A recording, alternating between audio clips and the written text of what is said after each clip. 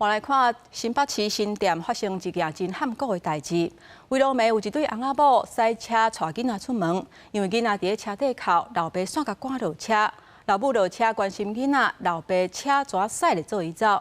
相关的行为已经违反道交条例，现在警方卖照涉嫌犯罪小款法，请社会局裁罚。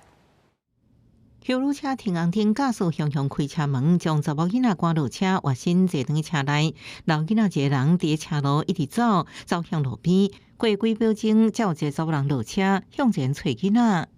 个囡仔伫遐坐，妈妈就睡到位啊。因问讲你为什么在出来？妈妈讲我乖啦，我乖啦，爸爸叫他下车啦。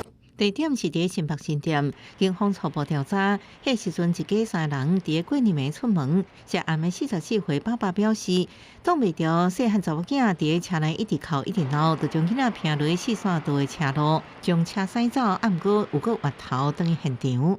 目前已联系上当事家庭，并确认该名幼童平安无事。交通违规部分将依道路交通管理处罚条例自担举发。今天早上才接获通报，跟警察一起去确认孩子的身份，让小孩下车。这个部分的话，不论是什么原因，基本上他都是不应该的，他是有违反儿少权法。为警警告社政单位拢介入调查，经过初步检视，涉案爸爸无家暴，或者是虐待囡仔记录，暗过700份的陷害行为，除了明显违反道交条例以外，警方照涉犯罪小款法，函请社会局裁罚。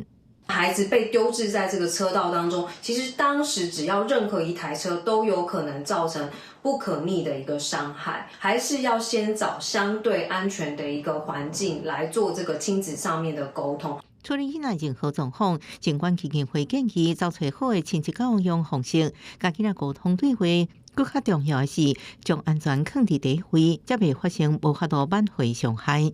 记者综合报道。